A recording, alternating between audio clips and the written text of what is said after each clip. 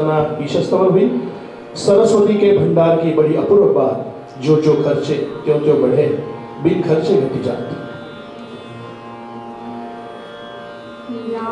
कुंदेन्दु तुषार हार धवला, या शुभ्र वस्त्रावृता, या वीणावर दंड मंडित करा, या श्वेत पद्मासना, या ब्रह्माच्युत शंकर प्रभृतिभिः देवै सदा वन्दिता, सा मां पातु सरस्वती भगवती, निःशेषजाड्या परमेश्वरीं भगवती, बुद्धिप्रदां शारदां, बुद्धिप्रदां शारदां, बुद्धिप्रदां शारदां। खूप धन्यवाद कुमारी चित्रलेखा भागवत आणि कुमारी स्वरा सोलन। एका जोरदार टाळ्यांच्या गजरात मान्यवरांचे पुन्हा एकदा स्वागत करूया।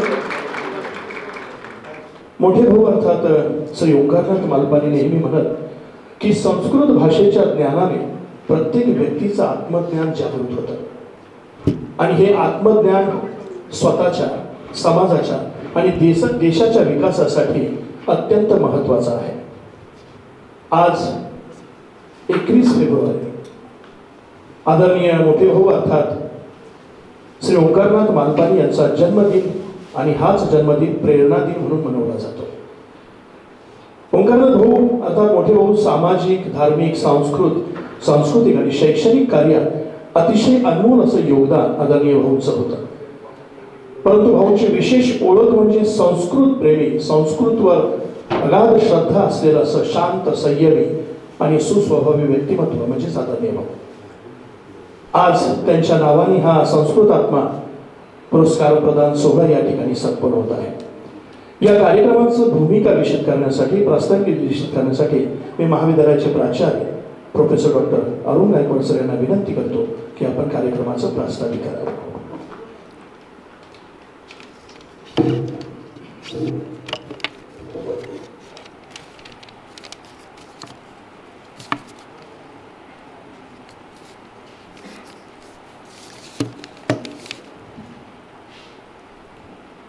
प्रथमतः सर्वांना माझा नमस्कार। शिक्षण प्रसारक संस्था, संगमनेर नगरपालिका, कला दाज मालपानी वाणिज्य, बनासाडा विज्ञान स्वायत्त महाविद्यालय संगमनेर द्वारा संचलित संस्कृतात्मा श्री ओंकारनाथ मालपानी संस्कृत संशोधन केंद्र संस्कृतात्मा पुरस्कार प्रदान सोहळा या कार्यक्रमाचे अध्यक्ष तथा शिक्षण प्रसारक संस्थेचे अध्यक्ष आदरणीय श्री प्रकाशजी क्षत्रिय, मालपानी परिवार चॅरिटेबल ट्रस्टच्या विश्वस्त आदरणीय श्रीमती ललिता देवी मालपानी यांच्या शुभ हस्ते हा कार्यक्रम होत आहे। शिक्षण प्रसारक संस्थेचे कार्याध्यक्ष डॉक्टर संजयजी मालपानी, व्यासपीठावर स्थानापन्न असणारे आपल्या सर्वांचे लाडके आणि मार्गदर्शक आदरणीय रवींद्र कुलकर्णी, रवींद्र मुळे सर, आजचे प्रमुख सन्माननीय व्यक्ती आदरणीय तिथे सर, व्यासपीठावर स्थानापन्न असणारे संस्कृत विभागाचे प्रमुख श्रीयुत मंडलिक सर, शिक्षण प्रसारक संस्थेच्या कार्यकारी मंडळातील सर्व सदस्य आदरणीय करवादादा, त्याचबरोबर खजिनदार राजकुमारजी गांधी, या ठिकाणी उपस्थित असणारे आदरणीय राजेजी मालपानी, सौ मालपानी, त्याचबरोबर सर्व शिक्षण प्रसारक संस्थेच्या कार्यकारी मंडळातील सर्व सदस्य, सर्व उपप्राचार्य, प्राचार्य, शिक्षकेतर सहकारी, विद्यार्थी बंधू आणि भगिनी, आपणास माहीतच आहे की गेली अनेक वर्षापासून हा उपक्रम अतिशय यशस्वीपणे चालू आहे। संगमनेर महाविद्यालयाच्या संस्कृत विभागाच्या संशोधन केंद्राद्वारे दरवर्षी संस्कृत आत्मा श्री ओंकारनाथ मालपानी पुरस्कार प्रदान केला जातो. हा पुरस्कार संस्कृत भाषेच्या कार्यक्षेत्रात सातत्याने प्रचार प्रसाराचं कार्य करणाऱ्या संस्कृत विद्वानास तसेच ज्यांनी संस्कृत भाषा अधिक समृद्ध केली त्यांची या पुरस्कारासाठी निवड केली जाते. शिक्षण प्रसारक संस्थेचे भूतपूर्व कार्याध्यक्ष स्वर्गीय ओंकारनाथजी मालपानी यांनी जीवनभर संस्कृत भाषेचा प्रसार प्रचार संस्कृत भाषेचं संवर्धन अविरतपणे केलं. त्यांच्या स्मृतिप्रित्यर्थ मालपानी परिवाराकडून संस्कृत संशोधन केंद्रास 10 लाख रुपयाचा निधी ठेवलेला आहे आणि या निधीतूनच संस्कृत भाषेच्या संवर्धनाकरिता विविध उपक्रम घेतले जातात. यातील महत्त्वाचा उपक्रम म्हणजे संस्कृतच्या प्रसार प्रचार संशोधन यामध्ये कार्यरत असणाऱ्या विद्वानांस सन्मानित करणे हा होय. याबरोबर संस्कृत संशोधन करणाऱ्या विद्यार्थ्यांना छात्रवृत्ती संस्कृत ग्रंथ निर्मिती या उपक्रमाचाही समावेश आहे. आज या उपक्रमामुळे संस्कृत विभाग व संशोधन केंद्र सतत कार्यशील आहे. आजपर्यंत भारत देशातील विविध विद्वानांना पुरस्काराने सन्मानित करण्यात आलेले आहे. यात प्रथम पुरस्कार हा चेन्नई येथील प्रसन्न व्यंकटाचार्य चतुर्वेदी स्वामी यांना प्रदान करण्यात आला. याच प्रकारे सिकंदराबाद, दिल्ली, छत्तीसगड, पुणे इत्यादी ठिकाणच्या संस्कृत विद्वानांचा हा सन्मानांचा पुरस्कार देण्यात आलेला आहे. हा पुरस्कार व संस्कृतशी निगडीत विविध उपक्रमाचं मालपानी परिवाराचं अत्यंत घनिष्ठ नातं आहे. त्यांच्या संस्कृत प्रेमामुळेच आजही संगमनेरात संस्कृतचं कार्य हे अविरतपणे चालू आहे. महाविद्यालयाच्या स्थापनेपासून संस्कृत विभाग हा मालपानी परिवाराच्या मार्गदर्शनाने क्रियाशील आहे. स्वर्गीय ओंकारनाथजी मालपानी, श्रीमती सुवर्णताई मालपानी, डॉक्टर संजयजी मालपानी, त्याचबरोबर ललितादेवी मालपानी व समस्त मालपानी परिवार यात सातत्याने योगदान देत आहे. भगवद्गीता हे खऱ्या अर्थाने जगभर पोहोचवण्याचं काम डॉक्टर संजयजी मालपानी यांच्या मार्गदर्शनात आणि त्यांच्या प्रेरणेने झालेलं आहे. श्रीमती सुवर्णाताई मालपानी यांच्या सुमधुर आवाजात सर्वांना मार्गदर्शक व सहज आकलन होईल अशी भगवद्गीता दोन्ही तयार करण्यात आलेली आहे. खरं जर पाहिलं तर योग असेल त्याचबरोबर गीता परिवार असेल हे सर्वपर्यंत देशभर आणि देशाबाहेर पोहोचवण्याचं काम डॉक्टर संजयजी मालपानी यांनी केलेलं आपल्याला दिसून येतं. संस्कृत आत्मा श्री ओंकारनाथजी मालपानी संस्कृत संशोधन केंद्र अखंडपणे चालू राहण्यासाठी डॉक्टर संजयजी मालपानी हे नेहमीच प्रयत्नशील आहेत. हे संशोधन केंद्र काही तांत्रिक अडचणीमुळे काही काळ खंडित झालं होतं, परंतु माननीय कार्याध्यक्ष डॉक्टर संजयजी मालपानी यांनी पूर्वत चालू करण्यासाठी विद्यापीठापर्यंत जाऊन त्यांनी हे संशोधन केंद्र पुन्हा कार्यरत केले. खरं जर पाहिलं तर आज मितीला 9 विद्यार्थी PhD संशोधन करत आहेत असून 5 विद्यार्थ्यांना PhD ही मिळालेली आहे आणि 24 विद्यार्थ्यांना MPhil ही पदवी प्राप्त झालेली आहे. हे विशेष वैशिष्ट्य या संस्कृत विभागाचं आहे. संस्कृत विभागामध्ये पदव्युत्तर अभ्यासक्रम व संशोधन करण्यासाठी विविध शहरामधून विद्यार्थी येतात. उदाहरणार्थ जर द्यायचं ठरलं तर मुंबई असेल, त्याचबरोबर कोल्हापूर असेल, पुणे असेल, चिपळूण असेल, नाशिक असेल, अहिल्यानगर असेल आदी या ठिकाणच्या मोठ्या शहरामधून पदव्युत्तर शिक्षण घेण्यासाठी प्रामुख्याने संस्कृत विषय घेण्यासाठी विद्यार्थी या ठिकाणी येतात. यावर्षी हा राष्ट्रीय मानाचा पुरस्कार 2023-24 हा पुरस्कार प्राध्यापिका डॉक्टर गौरी माहुलीकर व 2024-25चा पुरस्कार प्राध्यापक डॉक्टर गणेश थिटे यांना प्रदान केला जात आहे. हा त्यांचा संस्कृत भाषेवरचा असणारं प्रभाव, अध्ययन, अध्यापन, लेखन, प्रचार, प्रसार, भूषवलेली पदे, त्याचबरोबर राष्ट्रीय व आंतरराष्ट्रीय स्तरावर संस्कृत भाषेचं संवर्धन करण्यासाठी केलेले प्रयत्न हाच परिपाक या पुरस्काराचा आहे आणि त्यामुळे या दोन्ही मान्यवरांचं मी मनपूर्वक अभिनंदन करतो.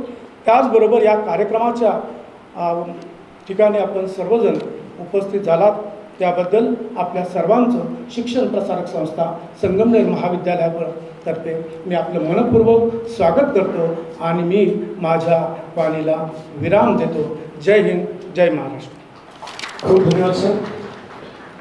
संस्कृतची उपासना ही नितांत आवश्यक आहे. भाषेची आणि जीवनाची शुद्धता संस्कृत भाषेतूनच प्राप्त होते आणि हाच मूळ मंत्र आजच्या मान्यवरांनी जपलेला आहे. या मान्यवरांचं स्वागत करणं आमचं परम कर्तव्य आहे. मी संस्कृत विभागाचे विभाग प्रमुख प्राध्यापक डॉक्टर अनिरुद्ध मांडलिक यांना विनंती करतो की आपण मान्यवरांचं स्वागत करावं, सत्काराचं निवेदन करावं आणि संशोधक विद्यार्थी सत्काराचं सुद्धा निवेदन करावं. डॉक्टर मांडलिक सर.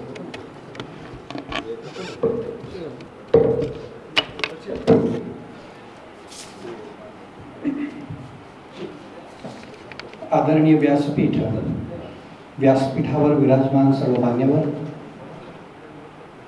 शिक्षण प्रसारक संस्थेचे सर्व पदाधिकारी, सर्व सदस्य, सर्व प्राध्यापकवृंद, सर्व विद्यार्थी, मी सर्वांचं या कार्यक्रमानिमित्तानं स्वागत करतो.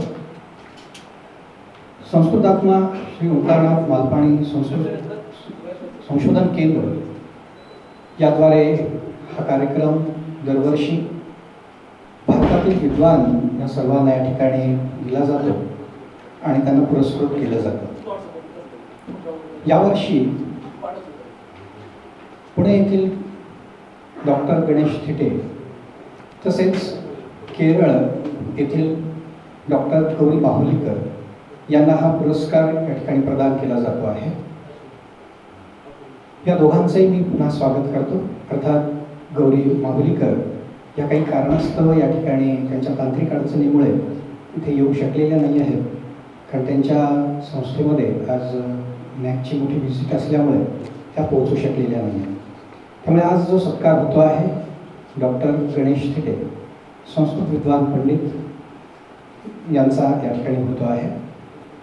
सर्वांचं पुन्हा एकदा मी स्वागत करतो आणि जास्त वेळ न घेता मी डॉक्टर थिटे सरांचा सत्कार आपल्या शिक्षण प्रसारक संस्थेचे कार्याध्यक्ष डॉक्टर संजय मालपाणी यांना विनंती करतो की त्यांनी त्यांचा सत्कार करून त्यांचं स्वागत करावं.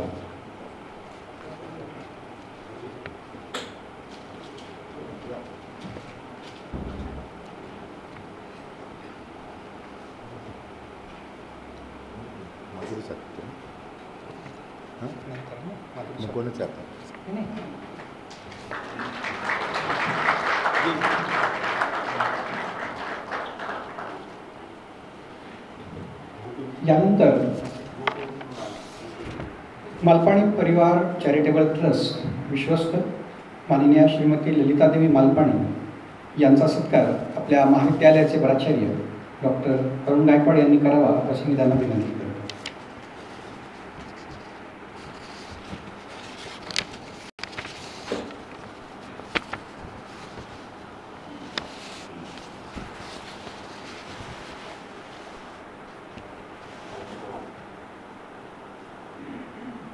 आपल्या शिक्षण प्रसारक संस्थेचे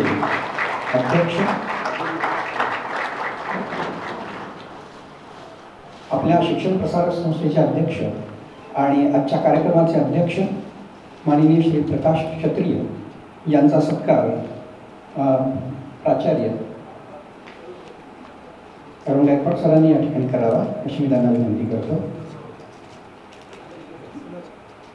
श्री प्रकाश क्षत्रिय यांचा सत्कार सरांनी करावा.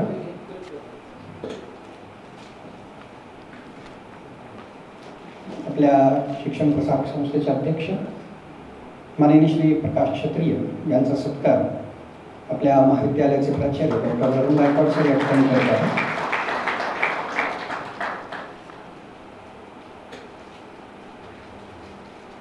या मुख्य सत्कारानंतर आपल्याला काही विद्यार्थ्यांचे सत्कार या ठिकाणी करावायचे आहेत. आपल्या संस्कृत संशोधन केंद्राच्या वतीनं अनेक विद्यार्थी PhD झालेले आहेत, MPhil झालेले आहेत आणि संशोधन क्षेत्रामध्ये अनेक ठिकाणी त्यांनी आपलं नाव जे आहे ते कमावलेलं आहे. अशा विद्यार्थ्यांचा सत्कार होणं हे आपलं कर्तव्य असल्यामुळे त्यातील एक विद्यार्थिनी माधुरी सातपुते यांनी मागील वर्षी डॉक्टर रुपाली कापरे यांच्या मार्गदर्शनाखाली PhD पूर्ण केलेली आहे. आपण या पुरस्काराच्या निमित्तानं अशा विद्यार्थ्यांचा सत्कार दरवेळी करत असतो. तर या PhD संपन्न असणाऱ्या अशा माधुरी सातपुते, डॉक्टर माधुरी सातपुते यांचा सत्कार आजचे प्रमुख अतिथी डॉक्टर थिटे सरांनी या ठिकाणी करावा अशी मी त्यांना विनंती करतो.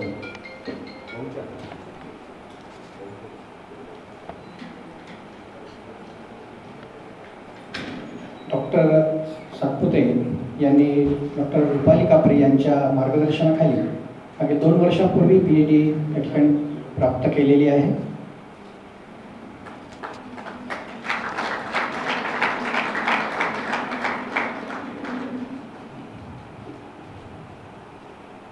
त्यांना या सत्काराच्या निमित्ताने 5,000 रुपये शिष्यवृत्तीही या ठिकाणी प्रदान करण्यात आलेली आहे. धन्यवाद. यानंतर यावर्षी आपल्या विभागातर्फे आविष्कार स्पर्धेमध्ये राज्यस्तरावरती 2 विद्यार्थी या ठिकाणी गेलेले होते. त्यांची निवड राज्यस्तरावर झाली. दरवर्षी आपले विद्यार्थी आविष्कार या स्पर्धेमध्ये संशोधन प्रकल्प या ठिकाणी घेऊन जातात आणि आपल्या संशोधनाचा वेगळा ठसा त्या ठिकाणी ते उमटवतात. भाषेच्या थोड्या मर्यादा येतात, पण तरीही त्यामधून वेगळं काहीतरी करण्याचा प्रयत्न त्यांचा असतो आणि यावेळी सुंदर प्रकल्प त्यांनी या ठिकाणी केला आणि राज्यस्तरापर्यंत त्यांनी झेप घेतली. त्यांचा सत्कार होणं हे या ठिकाणी महत्त्वाचं आहे. तर त्या दोघांना मी या ठिकाणी आमंत्रित करतो. चव्हाण, स्वप्नील चव्हाण आणि चित्रलेखा भागवत या दोघांनी व्यासपीठावर यावं आणि सत्कार या ठिकाणी स्वीकारावा. अशाच विद्यार्थ्यांमधून आपल्या संशोधन केंद्राची या ठिकाणी जडणघडण होते आहे आणि नवनवीन संशोधन जे आहे तर ते या ठिकाणी होत आहे.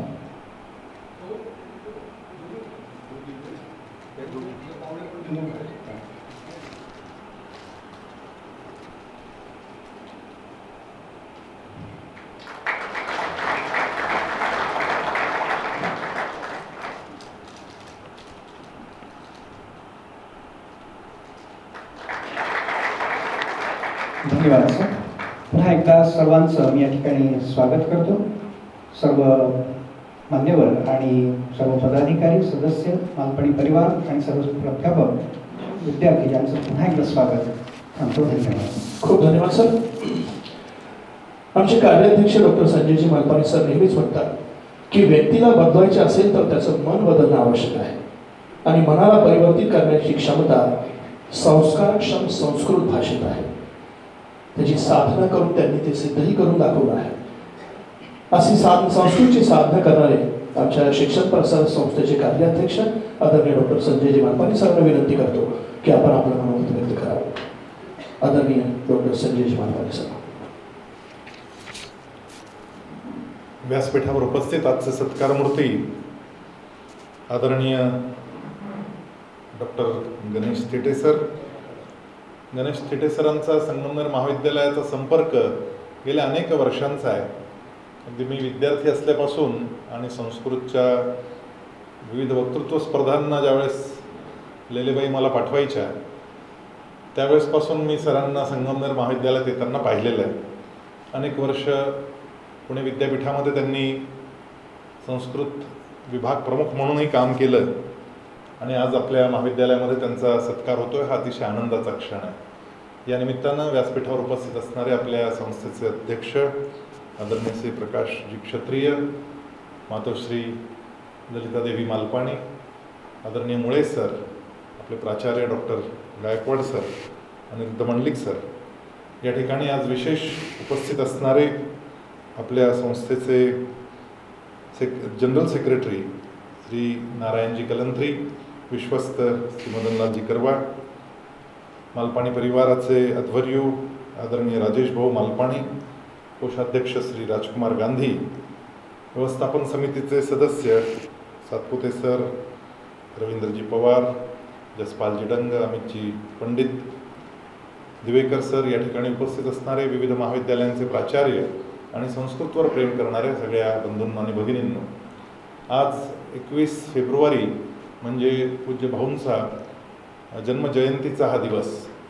या निमित्तानं संस्कृतात्मा नावानं हा पुरस्कार गेली अनेक वर्ष आपण देतो आहोत आणि या निमित्तानं त्यांनी घालून दिलेल्या जीवनमूल्यांवर आपण चालत राहावं असा प्रयत्न सर्वांनी करावा अशी अपेक्षा असते आणि म्हणून याला प्रेरणा दिन असंही संबोधलं जातं.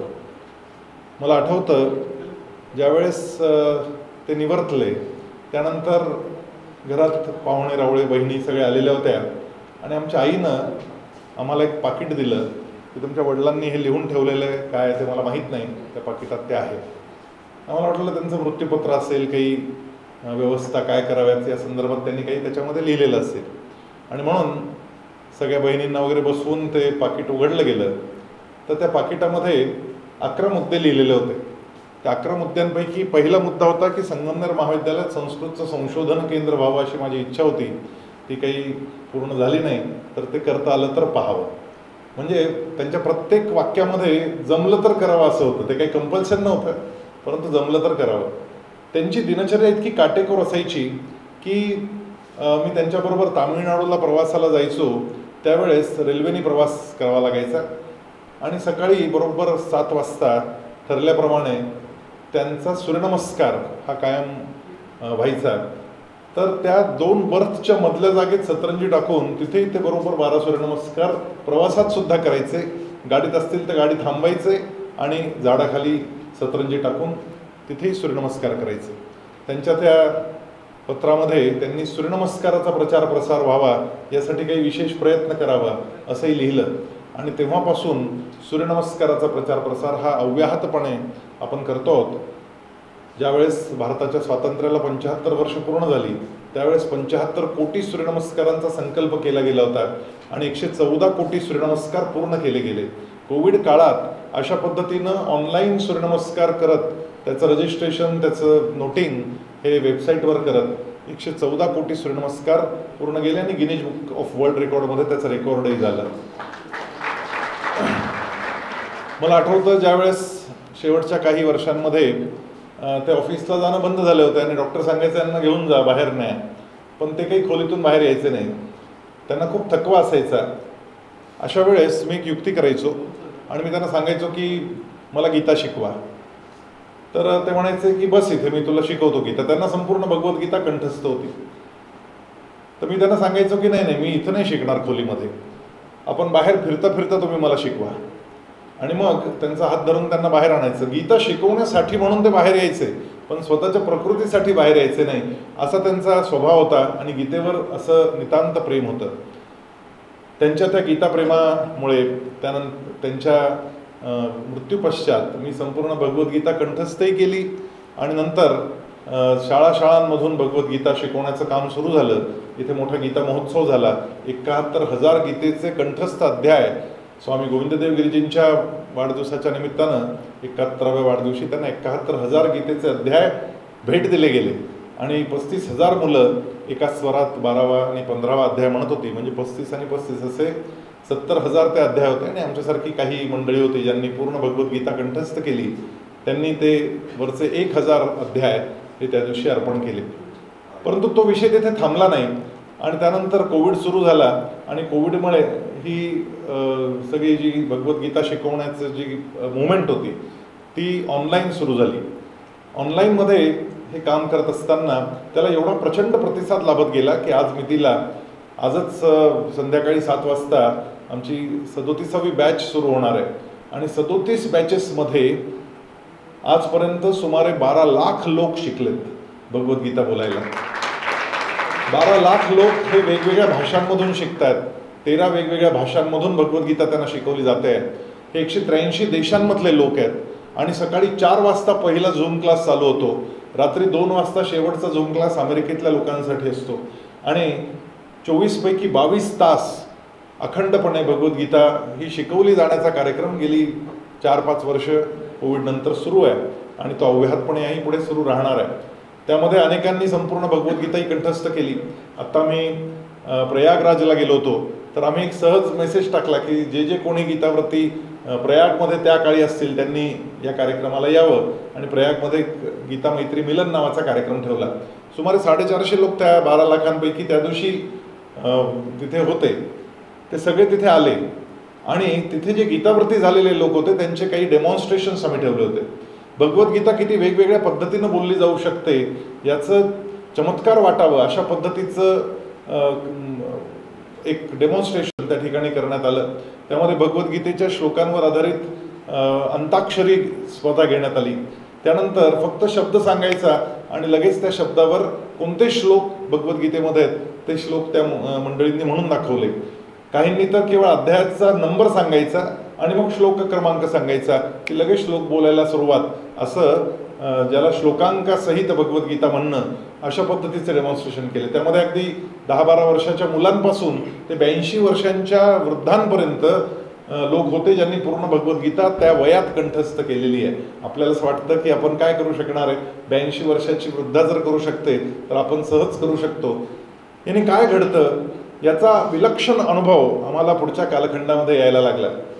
ज्यावेळेस म्हणजे आम्हाला सुरुवातीला असं वाटलं की योगायोग घडला असेल, परंतु तो योगायोग नव्हता. कारण अशा अनेक उदाहरणांमध्ये आम्हाला कळायला लागलं की भगवद्गीता म्हणता म्हणता काही लोक असे होते की ज्यांना त्यांना बोलताच येत नव्हतं. म्हणजे वयाच्या अगदी 5व्या महिन्यामध्ये एक इंजेक्शन दिल्यामुळे एका मुलीची वाचाच गेली, तिला अर्धांगवायू झाला आणि आता ती सुमारे 32 वर्षाची झालेली, परंतु तिला रोज आंघोळ घालायची आणि सोफ्यावर आणून बसवायची. शाळेत गेली नाही, काही नाही. कोणीतरी सांगितलं की या मुलीला भगवद्गीता मोबाईलवर शिकायला शिकवू देत, ती नुसती ऐकेल तर खरी. ती ऐकता ऐकता ती मुलगी हळूहळू श्वासानं केवळ उच्चार करायची, असं असं श्वासानं म्हणायचं. असं करता करता त्या मुलीला बोलता यायला लागलं आणि ज्यावेळेस तिला बोलता यायला लागलं तिचे आईवडील, ती मुलगी मकराण्याची आहे आणि मी जयपूरला गेलो होतो, तर त्या मुलीचे आईवडील जयपूरला भेटायला आले. त्यांनी वाकून नमस्कार केला. ते म्हणाले की असा चमत्कार तुम्ही आमच्या घरामध्ये, आमच्या जीवनामध्ये घडवला आहे की ही मुलगी जी बोलू शकत नव्हती तिनं 18 अध्याय कंठस्थ करून टाकले. ती मुलगी शाळेत गेली नाही आणि तिने 18 अध्याय पूर्ण कंठस्थ करावे. अनेकांचे डायबेटीस, अनेकांचे ब्लड प्रेशर हे कंट्रोलमध्ये आले. कारण चित्तवृत्ती त्या गीतेच्या अंतरंग योगामुळे ज्या चित्तवृत्ती स्थिर व्हायला लागल्या, त्यामुळे त्यांचे अनेक समस्या, ज्या प्राकृतिक समस्या होत्या, त्यांच्या शरीरसंबंधी समस्या, आरोग्यविषयक समस्या, या नीट व्हायला लागल्या. अशी अनेक हजारो उदाहरणं अशी आम्हाला नंतर मिळायला लागली. याचं काय कारण असेल याचं चिंतन करता करता असं लक्षात आलं की ज्यावेळेस गीतेचं विवेचन केलं जातं त्या विवेचनामध्ये आपलं मन स्थिर कसं ठेवायचं, समत्वाला कसं साध्य करायचं, या संदर्भातल्या ज्या टिप्स दिल्या जातात त्या जर प्रत्यक्ष जीवनामध्ये अंगीकारल्या तर आपलं जीवन हे अधिक सुंदर व्हायला लागतं. अशा पद्धतीनं संस्कृत भाषा, त्यामध्ये अजून एक महत्त्वाचा विषय असा होता की भगवद्गीता असेल किंवा आपले संस्कृतचे स्तोत्र असतील, हे 4 चरणांमध्ये असतात. हे 4 चरण ज्यावेळेस आपण बोलत असतो त्यावेळेस ते चरण बोलताना बरोबर आपल्या श्वासाची एक लय साधली जाते आणि ही जी लय साधली जाते श्वासाची, त्या श्वासोच्छ्वासाच्या लयीमुळे आणि तास 1.5 तास भगवद्गीता रोज म्हणता म्हणता त्या मंडळींचा तो नियंत्रित श्वासोश्वास चमत्कार करायला लागतो. एक प्रकारचा प्राणायाम घडायला लागतो आणि त्या प्राणायामामुळे त्यांची ऑक्सिजन लेव्हल वाढायला लागते आणि त्यामुळे अनेक प्रकारचे फायदे हे आरोग्याच्या दृष्टिकोनातून होतात. अशा पद्धतीचा संस्कृत केवळ वाचण्याचा जर लाभ होत असेल तर संस्कृत समजून घेणं आणि संस्कृत जीवनात अंगीकारणं याने काय लाभ होत असतील हे खरोखर अचिंतनीय आहे आणि यावर मोठा रिसर्च होणं हे खरं तर गरजेचं आहे. माझी अशी अपेक्षा आहे की आपल्या श्री ओंकारनाथ मालपाणी रिसर्च सेंटर संस्कृत संशोधन केंद्रामध्ये आपण अशा पद्धतीचे काही रिसर्च जर केले तर त्याला सॅम्पल म्हणून आपल्या या परिसरातल्या शाळांमधून अनेक मुलं मिळू शकतील. आज मितीला सुमारे 20,000 मुलं 12वा अध्याय पाठ करतात. एक भक्ती शक्ती संस्कार संगम नावाचा उपक्रम सध्या सुरू आहे. शक्तीसाठी रोज 12 सूर्यनमस्कार करायचे आणि भक्तीसाठी रोज भक्तियोग 12वा अध्याय भगवद्गीतेचा म्हणायचा. अशा पद्धतीनं भगवद्गीतेचा 12वा अध्याय जी मुलं पाठ करतील त्या सगळ्या विद्यार्थ्यांना गीता परिवाराच्या माध्यमातून स्पोर्ट्स शूज बक्षीस दिले जाणार आहेत आणि अशा 12,000 मुलं किमान त्यातून पाठांतराचे निघतील अशी अपेक्षा आहे. त्यामुळे 12,000 मुलांना स्पोर्ट्स शूज मिळतील आणि 12वा अध्याय त्यांना आयुष्यभर त्यांच्या कंठस्थ होऊन जाईल. अशा अनेक प्रकारचे उपक्रम संस्कृतला शाळांपर्यंत मुलांपर्यंत पोहोचवण्यासाठी केले जात आहेत. स्वामी गोविंददेव गिरिजी महाराज काय म्हणतात, हर घर गीता हर कर गीता. प्रत्येक हातात गीता पोचली पाहिजे, प्रत्येक घरात गीता पोचली पाहिजे. तुम्हाला आश्चर्य वाटेल ऐकून की ओडिसासारख्या राज्यांमध्ये काही गीता ग्राम तयार झालेले आहेत. म्हणजे त्या गावामधल्या प्रत्येक घरातला एक तरी माणूस भगवद्गीता शिकतोय किंवा म्हणतोय. आणि असे गीता ग्राम तयार करण्याचे उपक्रम हे सुरू आहेत. मला वाटतं संगमनेर त्यात मागे राहता कामा नये. आपल्यासुद्धा संगमनेरमध्ये प्रत्येक घरात किमान एक माणूस भगवद्गीतेचा अध्याय शिकतोय, म्हणतोय, अशा पद्धतीचा संकल्प घेऊन काम करण्याचा आजचा हा दिवस आहे. या प्रेरणा दिनाच्या निमित्तानं अशा पद्धतीचा आपण संकल्प घेऊया आणि त्यांना आवडणारी भगवद्गीता, त्यांना आवडणारे सूर्यनमस्कार, त्यांना आवडणारं संस्कृत याचा अधिकाधिक प्रचार प्रसार कसा होईल. कधी कधी मला खंत वाटते की मुलांना शाळेमध्ये संस्कृत विषय घ्यायला पालकांकडून मनाई केली जाते. खरं तर संस्कृत हा स्कोरिंग विषय आहे आणि पैकीच्या पैकी मार्क संस्कृतमध्ये मिळू शकतात, रिझल्ट वाढू शकतो. पण त्याहीपेक्षा जास्त महत्त्वाचा जो लाभ होतो तो म्हणजे त्या मुलाच्या जीवनाला संस्कारांचा स्पर्श होऊन जातो. त्या मुलामधलं सुसंस्कृत्व हे जोपासलं जातं, ते वाढवलं जातं आणि त्या दृष्टिकोनातून आपल्याला संस्कृतचा हा प्रचार प्रसार केला पाहिजे. परंतु शालेय स्तरावर संस्कृतच्या विद्यार्थ्यांची संख्या इतकी कमी असते, म्हणून दामोदर मालपाणी मेमोरियल ट्रस्ट आणि संगमनेर महाविद्यालय शाळा समूह योजना यांच्या माध्यमातून संस्कृत विविध गुणदर्शन स्पर्धांचा आरंभ आपण केला. त्या स्पर्धांना यावर्षी संस्कृतमधले स्तोत्रपठण असेल, नाटक असेल, वक्तृत्व स्पर्धा असेल, वेगवेगळ्या उपक्रमांमधून संस्कृतच्या सुमारे 1650 विद्यार्थ्यांनी सहभाग घेतला. आज दुपारी त्याचा पारितोषिक वितरण समारंभ होणार आणि या मुलांना पुस्तक रूपात बक्षीस दिलं जातं. त्यांना जे कुपन मिळतं त्या कुपनाचं पुस्तक त्यांना विकत घेता येतं. त्याचं पुस्तकांचं प्रदर्शनही आपल्या नवीन जिमखान्याच्या हॉलमध्ये लावलेलं आहे. तेही आपण सर्वांनी अवश्य पाहावं, त्याचाही लाभ घ्यावा. या निमित्तानं गेली अनेक वर्ष घराघरात पुस्तकं पाठवण्याचा जो एक क्रम सुरू आहे. दरवर्षी सुमारे 1 लाख रुपयांची पुस्तकं त्या स्पर्धेला बक्षीस म्हणून दिली जातात आणि ती घराघरात पोहोचतात. त्यामुळे आपल्या संगमनेरातल्या अनेक घरांमध्ये अशा पद्धतीची छोटेखानी एक लायब्ररी ह्या पुस्तकांमुळे तयार झालेली आहे. संस्कृतसाठी अशा विविध अंगांनी ज्यावेळेस आपण प्रयत्न करतो त्यावेळेस संस्कृत संशोधन करणाऱ्या मंडळींना त्यातून शिष्यवृत्ती मिळावी. दरवर्षी काही संस्कृतची पुस्तकं आपल्या लायब्ररीमध्ये दाखल व्हावीत. मला वाटतं की आता संस्कृत पुस्तकं शोधताना मंडलिक सरांना त्रास व्हायला लागला असेल, कारण सगळीच पुस्तकं आलेली आहेत आणि इतकी पुस्तकं आहेत की गेली 2-3 वर्ष रवींद्रजी जोशी आपले आर्किटेक्ट होते, ते दरवर्षी 1 लाख रुपये पाठवायचे आणि त्यातून ती पुस्तकं खरेदी केली जायची.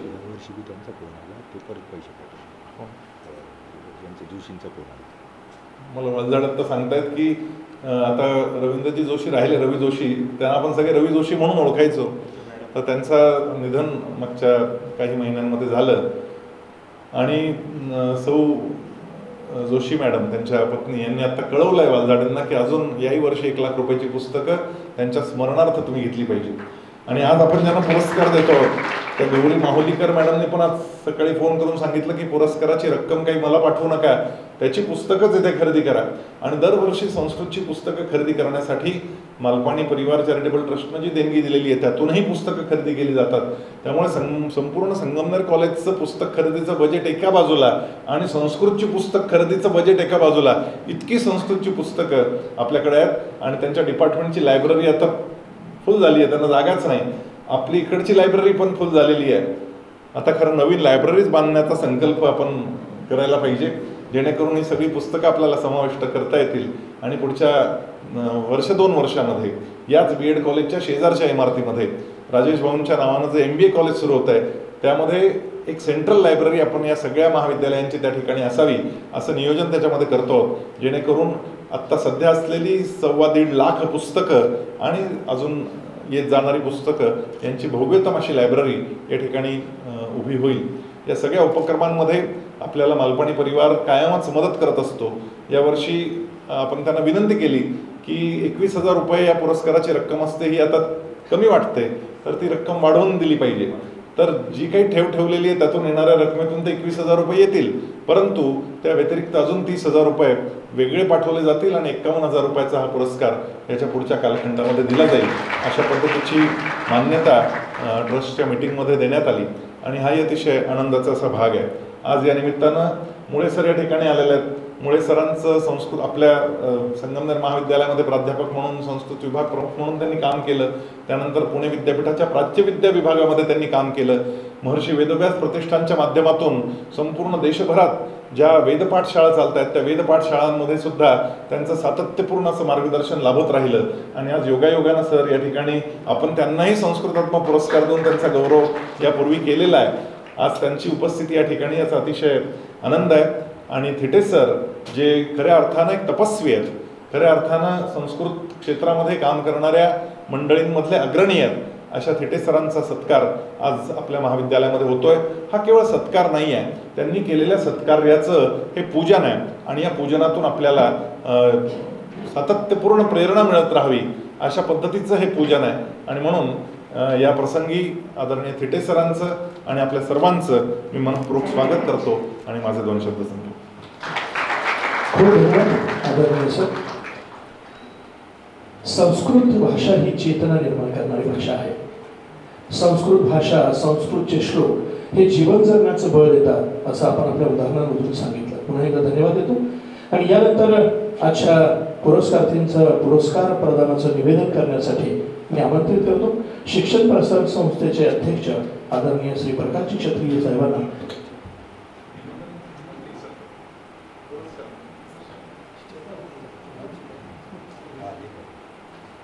मी आदरणीय क्षत्रिय सरांना विनंती करतो, मंडित सरांना विनंती करतो, आदरणीय डॉक्टर अनिरुद्ध मंडित सर आपण या पुरस्काराचं निवेदन करा.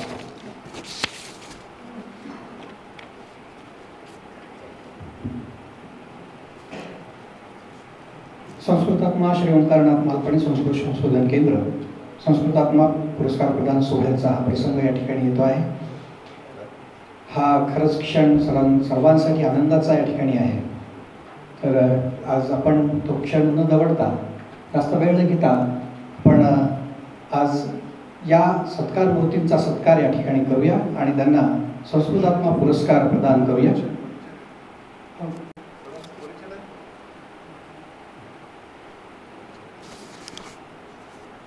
सत्कार करताना पुढचे असं आज ज्यांचा सत्कार या ठिकाणी किंवा पुरस्कार या ठिकाणी आपण देतो आहोत त्यांचा आम्ही परिचय आपणास या ठिकाणी करून देतो.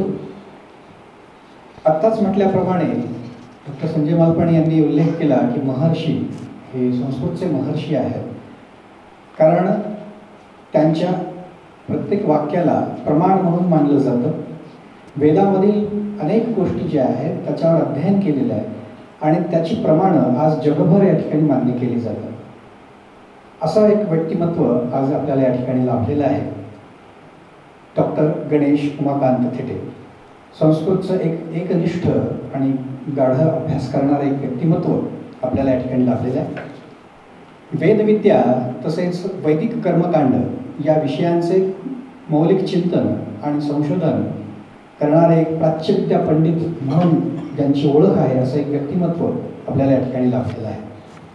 1960 मध्ये त्यांना पहिल्या क्रमांकाची जगन्नाथ शंकर शेठ शिष्यवृत्ती या ठिकाणी प्राप्त झाली होती.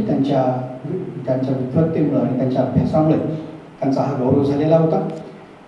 त्यानंतर पुणे विद्यापीठातून सॅक्रिफाईस इन ब्राह्मण टेक्स्ट या प्रबंधावर सरांनी PhD या ठिकाणी केलेलं होतं आणि त्यावरती पुढेही त्यांनी बराच अभ्यास जो आहे तो केलेला आहे. पुणे विद्यापीठाच्या संस्कृत विभागामध्ये त्यांनी रीडर प्रोफेसर आणि त्यानंतर विभाग प्रमुख म्हणून त्यांनी कार्य केलं आणि 2004 रोजी ते सेवानिवृत्त झाले.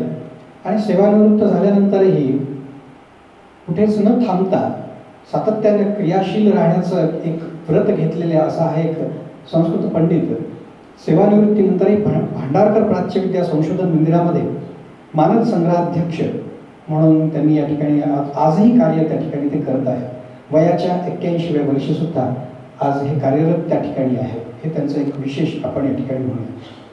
महाभारताची सांस्कृतिक सूची या प्रकल्पात आज ते प्रधान संपादक म्हणून भांडारकर प्राच्यविद्या संशोधन केंद्रामध्ये या ठिकाणी काम करतात. त्यांच्या मार्गदर्शनाखाली 17 विद्यार्थी PhD या ठिकाणी त्यांनी संशोधन केलेलं या ठिकाणी आहे. त्यांनी आपल्या प्रबंधामध्ये वेगळ्या प्रकारचे विषय मांडले, वेगळे विचार संस्कृतमध्ये प्रणाली त्यांनी त्या ठिकाणी आणली. पारंपरिकता आहेच आहे पण त्यासोबत एक शास्त्रीय आणि धार्मिक या गोष्टींची जोड देऊन एक वेगळा अभ्यास सरांनी या ठिकाणी केलेला आहे. ब्राह्मण ग्रंथामध्ये आलेला जो विचार आहे त्याच्याबद्दल सरांचं एक मत मी या निमित्तानं सांगू इच्छितो. जरी कर्मकांडांचा विस्तार आणि गुंतागुंत दिसत असली तरी तेथे नियमांच्या शब्दशः पालनाला महत्त्व नसून त्यामागील तत्वाला, आशयाला आणि श्रद्धेला महत्त्व आहे. हा एक सरांचा विचार त्यांच्या या ग्रंथांमधून, त्यांच्या अभ्यासामधून आपल्याला या ठिकाणी दिसतो. Medicine it's magical religious aspects according to the Vedic and later literature. हा त्यांचा ग्रंथ जो आहे तर तो या ठिकाणी प्रसिद्ध आहे. Music in the Veda it's significance हा एक ग्रंथ हा सरांचा या ठिकाणी प्रकाशित झालेला आहे. असे सरांचे जवळपास 12 ग्रंथ हे या ठिकाणी संस्कृत संबंधित या ठिकाणी प्रकाशित झालेले आहेत. आपस्तंभ श्रौतसूत्र, कात्यायन श्रौतसूत्र या ग्रंथांचे सरांनी इंग्रजी अनुवाद जे आहेत तर ते केलेले आहेत. यज्ञ, आशय आणि आविष्कार, चार्वाक समीक्षा अशा प्रकारचे अनेक ग्रंथ सरांनी या ठिकाणी प्रकाशित केलेले आहेत. सरांचा अभ्यास या ग्रंथांतून आपल्याला प्रकाशित होताना दिसतो. जर्मन ग्रंथ यांचाही सरांनी अनुवाद हा या ठिकाणी इंग्रजीमध्ये केलेला आहे. जर्मन पंडित जे आहेत त्या पंडितांच्या विविध ग्रंथांचा अभ्यास, हिस्ट्री ऑफ संस्कृत फिलॉसॉफी यामध्ये सुद्धा सरांनी या ठिकाणी अध्ययन जे आहे या ग्रंथाच्या माध्यमातून केलेलं आपल्याला दिसतं. फेस्टिवल्स इन इंडिया हा एक सर्वात महत्त्वाचा ग्रंथ सरांचा या ठिकाणी आहे जो सरांनी अनुवादित केलेला आहे. फ्रेंचमधील वेदविषयक काही भाषांतरित ग्रंथसुद्धा सरांनी इंग्रजीमध्ये प्रकाशित या ठिकाणी केलेले आहेत. म्हणून विविध नियतकालिकांमधून सरांचे विविध संशोधनात्मक जे काही निबंध आहेत हे सुद्धा जगन्मान्य या ठिकाणी आपल्याला दिसतात. तर अशा प्रकारचे एक व्यक्तिमत्व जे आहे ते जगभरात कसं प्रसिद्ध आहे याचं एक उदाहरण मी या ठिकाणी शेवटी सांगतो आणि थांबतो. सरांना अनेक पुरस्कार या ठिकाणी मिळालेले आहेत. सरांनी Germany, Switzerland, Netherland, France, United state of America या विविध ठिकाणी त्यांनी योगदान आपल्या विचारांचं दिलं आहे. पण त्यातलं एक उदाहरण असं की सप्टेंबर 2016मध्ये त्यांनी केलेलं जे काही संपूर्ण कार्य आहे वेदांवरती, त्यांच्या एकूण सगळ्या अभ्यासावरती अमेरिकेमध्ये कॅलिफोर्निया या विद्यापीठामध्ये एक वेदविषयक चर्चासत्र त्यांच्या विषयावरती आयोजित केलं होतं. हे त्यांचं विशेष या ठिकाणी मला सांगावंसं वाटतं. तर असं एक व्यक्तिमत्व आज लाभलं आहे, त्यांचा आज गौरव या ठिकाणी होतो आहे. मी आपल्या शिक्षण प्रसारक संस्थेचे अध्यक्ष आणि आजच्या कार्यक्रमाचे अध्यक्ष श्री प्रकाश क्षत्रिय यांना विनंती करतो की त्यांनी डॉक्टर गणेश तिटे यांना संस्कृतात्मा पुरस्कार हा प्रदान या ठिकाणी करावा व त्यांना गौरवान्वित करावा.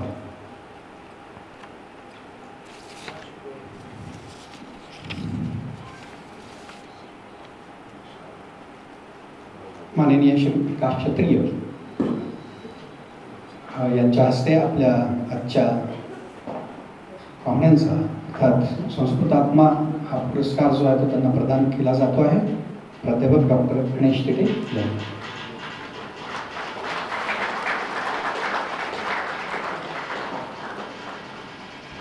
डॉक्टर तिटे यांचं केवळ संस्कृत भाषेवरच प्रभुत्व आहे असं नाही, तर जर्मन, फ्रेंच, पाली याही अन्य भाषांवरती सरांचं प्रभुत्व आहे.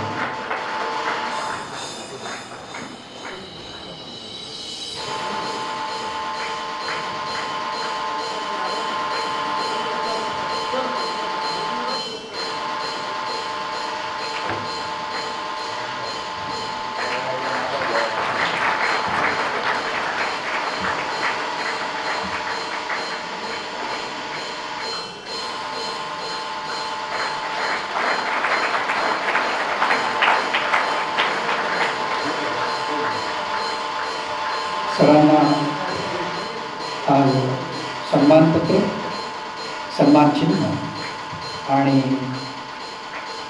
51,000 रुपये असा संस्कृतात्मा पुरस्कार हा प्रदान होतो आहे.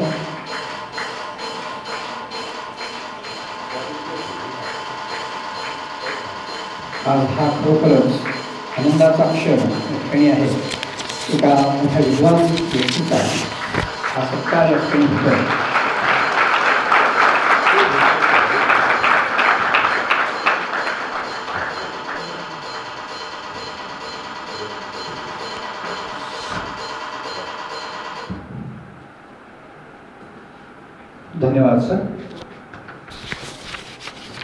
सर्वांचे पुन्हा एकदा धन्यवाद.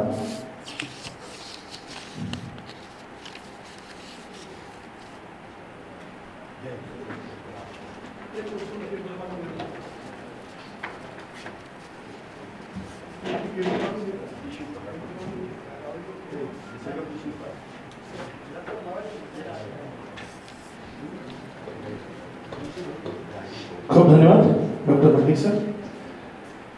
यानंतर आत्ताच ज्यांचा आपण सत्कार केला, संस्कृतात्मा पुरस्कार ज्यांना प्रदान केला असे विद्वान ज्ञानवंत वेदाचे गाढे अभ्यासक आदरणीय प्रोफेसर डॉक्टर गणेश थिटे यांना मी विनंती करतो की आपण या सभेला संबोधित करावं, मार्गदर्शन करावं. Professor doctor Ganesh Thite sir.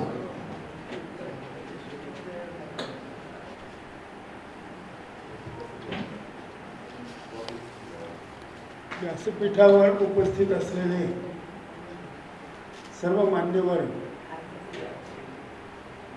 त्याचमुळे महाविद्यालयातील शिक्षक, विद्यार्थी आणि अन्य सर्व मित्र हो. सुरुवातीला मी आज मला हा जो काही पुरस्कार दिलेला आहे त्याबद्दल मी मालपाणी कुटुंबीय, त्याचप्रमाणे या महाविद्यालयातील इतर प्राचार्य आणि त्यांचे सहकारी या सर्वांचा मनपूर्वक आभार मानून त्यांचा मी ऋणी आहे हे व्यक्त करतो.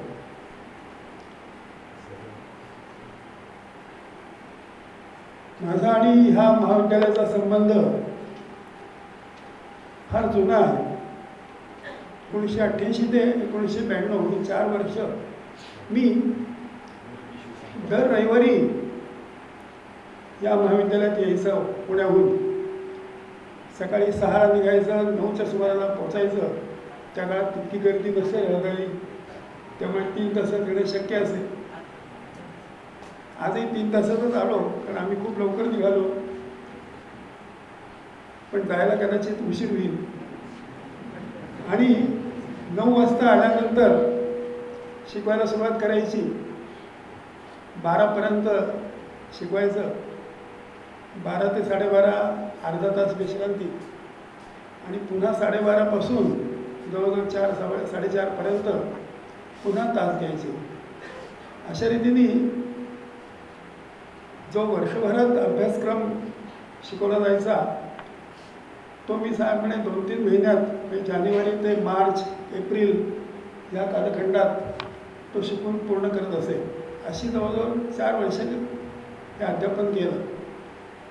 त्या काळात इथे प्रथम अध्यापन करणारी एकच व्यक्ती होती, ती म्हणजे प्राध्यापक विमल लेले, त्या एकट्याच होत्या. त्यानंतर पुढे डॉक्टर कापरेबाई आल्या, पुढे डॉक्टर मुळे हे तिथे या महाविद्यालयात आले. त्यामुळे बाहेरून अध्यापन करणाऱ्या एखाद्या व्यक्तीची इथे आवश्यकता राहिली नाही. त्यामुळे माझं येणं हे कमी झालं. अर्थात मधनं म्हणजे वर्षातून 2-4दा इथे जे बाकीचे उपक्रम चालायचे, काही स्पर्धा असतील, काही निबंध वाचन किंवा एखादं चर्चासत्र यासारख्या उपक्रमांसाठी मी येत असे, परंतु नियमितपणे येणं हे कमी झालं. त्यानंतर गेली जवळजवळ 15-20 वर्ष माझं येणं पूर्णपणे बंद झालेलं होतं. त्या आज आता जवळजवळ 20 वर्षांनी मी आलेलो आहे इथे. खूपच बदल झालेला आहे. अनेक इमारती झालेल्या आहेत. पूर्वी इथे एक छोटासा बारीकशी त्याला घुमट म्हणता येईल अशा प्रकारची एक इमारत होती. आज तुम्हाला सांगितलं तर आश्चर्य वाटेल की ज्या काळात मी अध्यापनासाठी येत होतो त्या काळात मी पुण्याहून एक आंब्याचं रोप आणलं होतं आणि ते इथे समोरच्या ओळीमध्ये लावलं होतं. आणि जेव्हा मी यायचो तेव्हा प्रत्येक थोडंसं कवीनं पाणी घालायचो. विशेषतः उन्हाळ्यामध्ये पाणी घालण्याची आवश्यकता असते, पावसाळ्यात ती जरूर नसते. आणि ते नंतर 7-8 वर्ष तरी होतं झाड.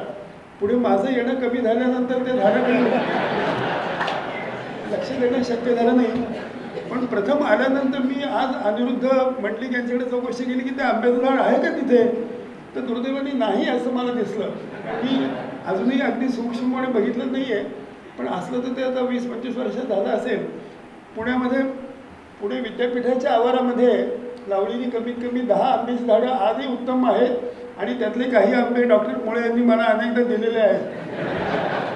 इतकंच नव्हे तर भांडार इन्स्टिट्यूटच्या आवारातसुद्धा लावलेली कमीत कमी 15 आंब्याची झाडं आजही तिथे आहेत उत्तमपणे. आम्ही त्यांना झाडांना पाणी घालतो आणि लक्षपूर्वक तिकडे त्यांची काळजी घेत असतो. आणि अशी आशा आहे की हळूहळू तिथेही आंब्याचं वन किंवा आमराई होईल अशी अपेक्षा करतो. हे थोडंसं विषयांतर झालं, परंतु मुद्दा माझा एवढाच होता की संगमनेर महाविद्यालयाशी माझा अत्यंत घनिष्ठ संबंध आहे. त्यामुळे संस्कृत इथे किती उत्तमपणे संस्कृतचं कार्य होत आहे याचा एक प्रकारे मला आनंद आणि अभिमान वाटतो. ह्या पूर्वीच्या काळी म्हणजे जवळजवळ 1959 साली हे महाविद्यालय स्थापन झालं. तेव्हापासून इतर विषयांचं अध्ययन अध्यापन होत असतंच, परंतु संस्कृत विषय एक प्रकारचा आग्रहपूर्वक इथे अध्ययन अध्यापन होत असतं हे मला लांबून कवींना कळत असे. त्यासाठी अर्थातच ओंकारनाथ मालपाणी यांचे प्रयत्न, इतरही त्यांचे सहकारी या कुटुंबीय यांची मदत होत असे. आणि त्या काळात प्राचार्य असलेले कौंडिन्य, त्याचप्रमाणे तिथे अध्यापन करणाऱ्या लेलेबाई, या सगळ्यांच्या प्रयत्नातून हे संस्कृत गेली जवळजवळ 60-65 वर्ष उत्तमपणे या महाविद्यालयात आहे, कार्य चालू आहे. इतर काही ठिकाणचं संस्कृत अध्ययन बंद पडलेलं आहे. ही दुर्दैवाची गोष्ट आहे. अर्थातच काही प्रत्येक विषयाच्या इतिहासामध्ये चढउतार होत असतात, तेजी मंदी आर्थिक क्षेत्रात असते, तशी एखाद्या विषयाच्या अध्यापनाच्या बाबतीतसुद्धा असेल.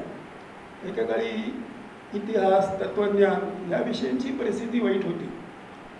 आज आता मराठी माध्यमाच्या शाळांची परिस्थिती बिघडत चाललेली आहे. त्यामुळे तेजीमंदी कुठल्याही क्षेत्रात होऊ शकते, परिस्थिती पुन्हाही सुधारू शकते, परंतु संस्कृतचं कार्य इथलं मात्र अव्याहतपणे आणि व्यवस्थित चालू आहे हे बघून मला एक प्रकारे समाधान वाटतं.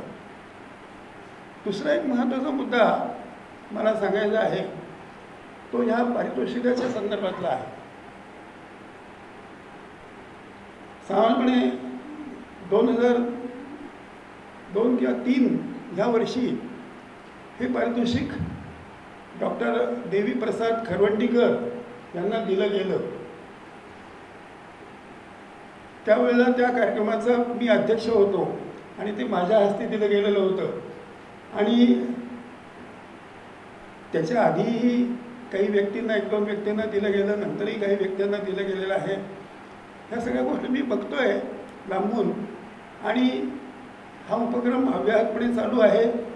एकेकाळी ती रक्कम 21,000 होती, यावर्षीपासून ती 51,000 केली गेलेली आहे. जसं काहींना गायन, शास्त्रीय गायन करावं, शिकावं असं वाटतं, ते होतात गायक. सगळे काही जन्मल्याबरोबर भीमसेन जोशी नसतात. भीमसेन जोशी स्वतःही जन्मभर अनेक यशस्वी झाले, पण त्यांनी खूप कष्ट केले होते. खूप प्रतिकूल परिस्थितीला त्यांनी तोंड दिलेलं होतं. लता मंगेशकर त्यांचं भारतरत्न झाल्या त्या, पण त्यांना एका दिवसात ते यश मिळालं नाही आहे. त्यांनी खूप कष्ट पडले, कठीण होतं परिस्थिती त्यांचीसुद्धा, परंतु त्यांच्यामध्ये जिद्द होती. तसं ज्याच्या ठिकाणी ती इच्छा असेल, प्रयत्न करण्याची इच्छा असेल, त्याने अवश्य संस्कृत शिकावं. परंतु अशी तीव्र इच्छा असणारे आणि तीव्र प्रयत्न करणारे आणि उत्तम संस्कृतज्ञ असलेली माणसं तुलनेने कमी आहेत. ती गेल्या पिढीपर्यंत होती. माझे गुरु मला त्यांनी शिकवलं अशी काही पुण्यातली माणसं, त्यामध्ये डॉक्टर शी द जोशी होते, पंडित वामनशास्त्री भागवत होते टिळक विद्यापीठामध्ये. ते फार उत्तम तऱ्हेचे विद्वान होते. इतरही काही विद्वान डेक्कन कॉलेजमध्ये होते, पण आज आता त्यांच्या तोडीचे मला कोणी विद्वान दिसत नाही आहेत. शास्त्री, व्याकरण, वेदांत, न्याय वगैरे सारख्या विषयांमध्ये अत्यंत उत्तम प्रभुत्व असलेले त्या शास्त्रांमधले ग्रंथ सगळे तोंडपाठ असलेले, रस्त्यात विचारलं तरी शंका त्यांनी विचारली तरी त्यांचं उत्तर त्यांना देता येत असे. हे मी स्वतः अनुभवलेलं आहे. तर अशा प्रकारची विद्वान माणसं आता दुर्लभ होत चाललेली असल्यामुळे तात्पर्य माझं असं आहे की हे पारितोषिक दरवर्षी दिलं जाऊ नये आणि अत्यंत कठोर निकषाने परीक्षा करूनच ते पारितोषिक योग्य व्यक्तीला दिलं जावं आणि ते 5 वर्षांनी दिलं तरी चालेल.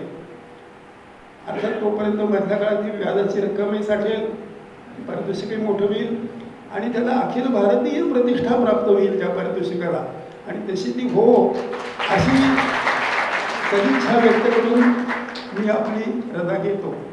धन्यवाद. खूप धन्यवाद साहेब. यानंतर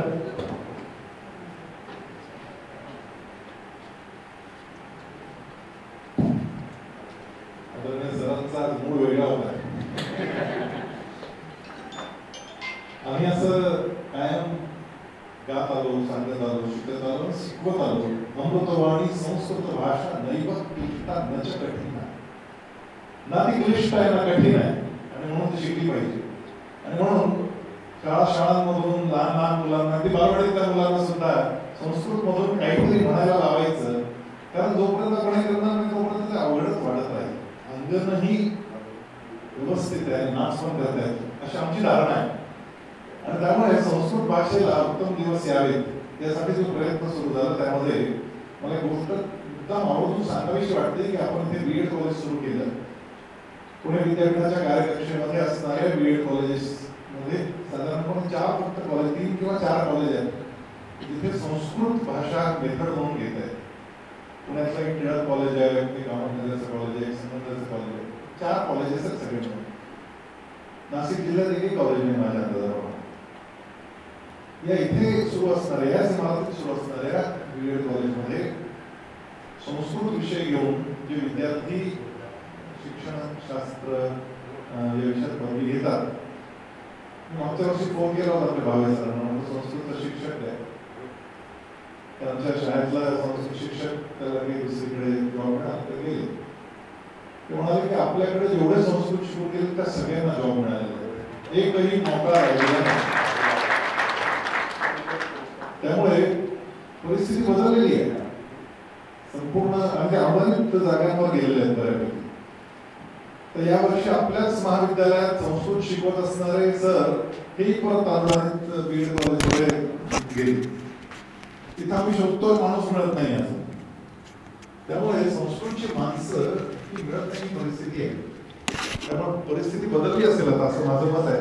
आणि त्यासाठी आपण सगळेजण जे प्रयत्न करतो आहोत ते प्रयत्न त्याला कारणीभूत आहे की अनेक शाळांमधून संस्कृत विषय आता घेतला जातोय, पण तिथे शिकवायला उत्तम शिक्षक मिळत नाही. त्यावेळेस ते आपल्या कॉलेजमध्ये शिक्षक शोधायला येत आहेत. कारण आपल्या कॉलेजमध्ये 11वी पासून ते MA पर्यंत, आता MPhil राहिलं नाही पण पूर्वी MPhilही होतं, आता PhD पर्यंत, आणि BEd सुद्धा हे संस्कृतमधून करता येण्याचं एक कॅम्पस जर कोणतं असेल तर ते संगमनेर महाविद्यालय आहे. आणि म्हणून संस्कृतवर प्रेम करणारी मंडळी या ठिकाणी इतक्या मोठ्या संख्येनं आहेत. आणि म्हणून हा पुरस्कार संगमनेरमध्येच आपण देतो, कारण त्यानिमित्तानं आपल्यासारखे विद्वान या ठिकाणी यावेत, त्यांचा पदस्पर्श या ठिकाणी व्हावा आणि त्यातून प्रेरणा मिळावी, यासाठी हा कार्यक्रम खरं इथे असतो. बाकी रक्कम वगैरे हा विषय फार मोठा नाही, तो प्रासादिक असतो. तर तो विषय जो आहे तो प्रासादिक आहे की आपण परमेश्वराच्या देवळात जातो, तिथे आपण आपला खिसा किती मोकळा करायचा आहे आपण ठरवतो, पण आपली भावना त्यावेळेस मोठी असते की आपण काहीतरी समर्पण त्या निमित्तानं तिथे केलं. ती समर्पणाची, पूजनाची भावना ही या पुरस्काराच्या मागे निश्चितपणे असते. आणि त्या थिटे सरांसारखे लोक ज्यावेळेस इथे येतात आणि अनौपचारिक गप्पांमधून आपल्या शिक्षकांना समृद्ध करून जातात, तो जो परिसस्पर्श आहे त्या परिस्थितीत आम्ही लोखंड आहोत आणि आम्हाला अशा परिसाची गरज आहे. आणि म्हणून इथे संगमनेरमध्ये हा कार्यक्रम करण्यामागे उद्देश तो असतो की वेगवेगळ्या शाळांमधले अनेक संस्कृत शिक्षक मुद्दाम या कार्यक्रमाला झालेले आहेत, त्या सगळ्यांना हा परिसस्पर्श व्हावा आणि त्या लोखंडाचंही सोनं होऊन जावं, हा त्यामागचा स्वार्थ असतो की त्या लोकांना इथे बोलवावं. अर्थात येता जाता थोडा त्रास होतो, तो भाग मला मान्यच आहे, आपण ते जाऊन केलं पाहिजे, परंतु त्या निमित्तानं त्यांचं संगमनेरसारख्या ठिकाणी येणं हे आम्हाला सगळ्यांना प्रासादिक असतं आणि म्हणून तो थोडा अट्टहास आपण करत असतो. तर सरांच्या भाषणावर मला हे सांगावं वाटतं की आपल्या BEd कॉलेजचं संस्कृत हा त्यातला महत्त्वाचा मुद्दा होता. संस्कृत ही कठीण भाषा नाही, नैव क्लिष्टा न च कठीण. ती कव्वाली संस्कृतमधून जांभोरकर शास्त्रींनी लिहिलेली ती कव्वाली आहे. आणि ती कव्वाली अनेक मुलं इथे शिकली आणि त्यातून नैव क्लिष्टा न च कठीणा हे संस्कार संस्कृतच्या संदर्भातले इथल्या लहान लहान मुलांपर्यंत पोहोचवण्याचं काम हे या महाविद्यालयातल्या शाळा समूह योजनेनं पूर्ण केलं. त्याचं प्रत्यक्ष प्रत्यंतर 1650 मुलं संस्कृत भाषेतल्या विविध गुणदर्शनात भाग घेतात, नाटक करतात, वक्तृत्व करतात, एकपात्री प्रयोग करतात, निबंध लिहितात, भाषणं करतात, वादविवाद करतात. अशा वेगवेगळ्या माध्यमातून शालेय आणि महाविद्यालयीन विद्यार्थी हे करतात. आज दुपारी तो 2 वाजता बक्षीस समारंभ आहे. साईबाबा सभागृहामध्ये तो कार्यक्रम असेल, कारण मोठ्या संख्येनं मुलं त्या कार्यक्रमाला येतात आणि ते बक्षीस घेऊन जातात आणि पुस्तकं घेऊन जातात त्या ठिकाणाहून. तर संस्कृत हे संगमनेरमध्ये ज्या पद्धतीनं रुजलं, आंब्याचं झाड असेल, मला नाही वाटत ते गेलं असेल, पण सर आंब्यापेक्षाही तुम्ही जे संस्कृतचं झाड इथे लावलं ना ते मात्र फार मोठं झालं आहे हे मला सांगायला मला. धन्यवाद सर. संस्कृतचा संस्कार हा या मातीत रुजला पाहिजेच याच उद्देशानं असे अनेक कार्यक्रम आणि विशेष करून हा कार्यक्रम या ठिकाणी आयोजित केला जातो. पुन्हा एकदा धन्यवाद देतो आणि आजच्या अध्यक्षीय मनोगतासाठी शिक्षण प्रसारक संस्थेचे अध्यक्ष आदरणीय श्री प्रकाश क्षत्रिय सर यांना विनंती करतो की आपण अध्यक्षीय मनोगत करावं. आदरणीय श्री प्रकाश क्षत्रिय सर.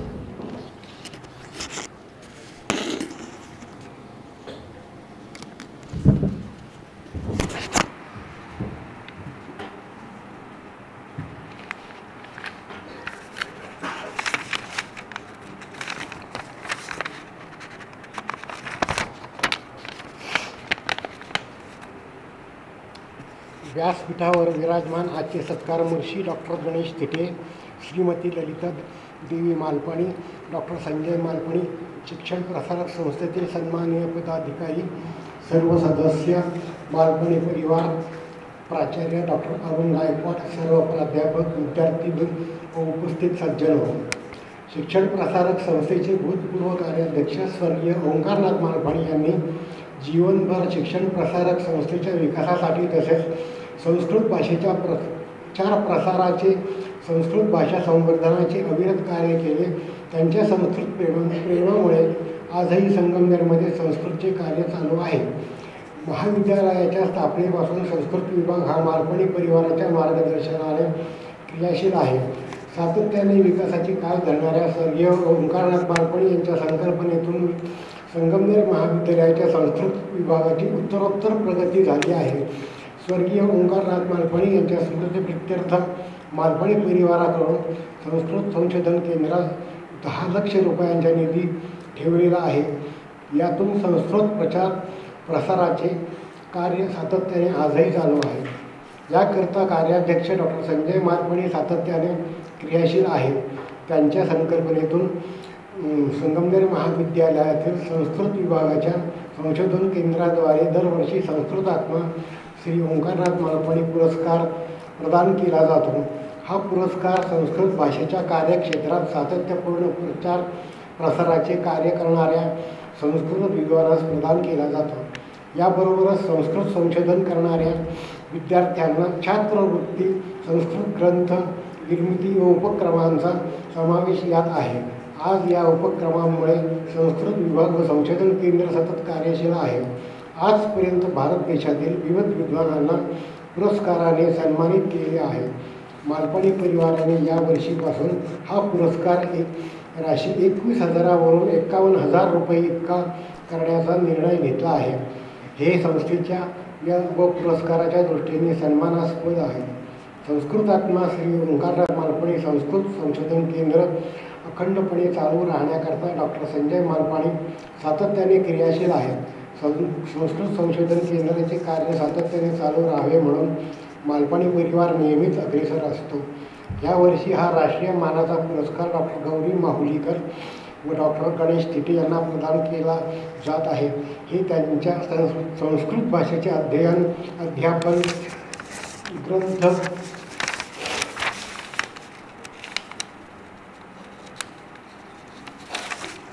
ग्रंथलेखन, प्रचार प्रसार कार्याबद्दल आहे. माझी एक छोटीशी सूचना आहे, ती किती प्रॅक्टिकल आहे हे नाही मला सांगता येणार, मी ज्यावेळेला हायस्कूलमध्ये होतो त्यावेळेला मला 8वीपासून संस्कृत हा विषय कंपल्सरी होता आणि 11वीला मुद्दाम संस्कृत भाषा ही घेत होते, एक विषय घेत होते. त्याचं कारण असं की ती स्कोरिंग असायची. तर माझं मत असं आहे की आपण आपल्या लेवलनी म्हणजे कॉलेज लेवलवर प्रयत्न करतोच आहे, पण थोड्याफार प्रमाणात जर हायस्कूल लेवलपासून जर संस्कृत भाषा जर शिकवली गेली तर याचा उपयोग पुढे जास्त प्रमाणात होईल. आणि जर विद्यार्थ्यांना कळलं की बा याला पण पुष्कळ भवितव्य आहे तर त्याच्या पाठीमागे विद्यार्थी पण येतील. कर्नाटक स्टेटमध्ये एक असं गाव आहे की तिथे संपूर्ण गाव संस्कृतमध्ये बोलतो, दुसरी कोणतीच भाषा तिथे चालत. त्या गावामध्ये संस्कृत भाषाच चालते असं ते गाव आहे. तर हायस्कूल लेवलपासून जर थोडीशी प्राथमिक जर हे संस्कृत जर ठेवलं तर त्याचा पुढे निश्चित उपयोग होईल. दुसरी गोष्ट, संस्कृत भाषेमुळे उच्चार सुधारतात, शुद्ध उच्चार येतात, हा त्याचा फार मोठा बेनिफिट आहे. डॉक्टर गौरी माहुलीकर व डॉक्टर थिटे यांनी भारतातील व जगभरातील संस्थांसोबत केलेले कार्य महत्त्वपूर्ण आहे. त्यांचे संस्कृत साहित्य करता भाषेकरता दिलेले योगदान सर लक्षात घेता हा पुरस्कार त्यांना प्राप्त होणे अभिनंदनीय आहे. दोन्ही पुरस्कार प्राप्त विद्वानांचे मनस्वी अभिनंदन. जय महाराष्ट्र, जय हिंद. खूप धन्यवाद सर. आपण अतिशय योग्य सूचना या ठिकाणी आम्हाला दिलीत. परंतु आता प्राथमिक आणि माध्यमिक शिक्षा व्यवस्थेमध्ये त्रिभाषा सूत्रीनुसार संस्कृत भाषा ही हायस्कूल लेव्हलला शिकवली जाते ना. आज फार मोठ्या संख्येने हे विद्यार्थी या ठिकाणी दुपारी पारितोषिक प्राप्त करणार आहेत. पुन्हा एकदा आपल्याला धन्यवाद देतो आणि या संपूर्ण कार्यक्रमाचा ऋणनिर्देश करण्यासाठी संस्कृत विभागातील प्राध्यापक डॉक्टर भगत रोशन सरांना विनंती करतो की आपण आभार ज्ञापित करावेत. धन्यवाद सर. आजच्या या संस्कृत आत्मा पुरस्कार प्रदान सोहळ्याकरता आपण सर्वजण येथे उपस्थित झालात त्याकरता आपल्या सर्वांचेच आभार. पण तरी एक औपचारिकता म्हणून आजचे जे आपले सत्कार मूर्ती आहेत professor doctor Ganesh Thite sir, की जे माजी संस्कृत विभाग प्रमुख होते आणि त्यांनी येथे येऊन या पुरस्काराचा स्वीकार केला, त्याकरिता त्यांचे मनःपूर्वक आभार. आणि त्यांनी जी काही त्यांची परखड मतं मांडली की त्या परखड मतांना विचारात घेऊनच ही संस्था नक्कीच ह्याच दृष्टीने पुढं जाण्याचा प्रयत्न करेल. पण या मतांमध्ये जसं नंतर कार्याध्यक्ष डॉक्टर संजयजी मालपाणी यांनी आपला व्ह्यू मांडलेला आहे, तो व्ह्यू पण या ठिकाणी अगदी योग्य आहे असंच वाटते. त्याचप्रकारे आजच्या या पुरस्काराच्या दुसऱ्या सन्माननीय पुरस्कर्त्या प्रोफेसर डॉक्टर गौरी माहुलीकर या आज तांत्रिक कारणामुळे येथे उपस्थित नाही राहू शकल्या, पण तरी त्यांचे देखील आपण येथे आभार मानूयात.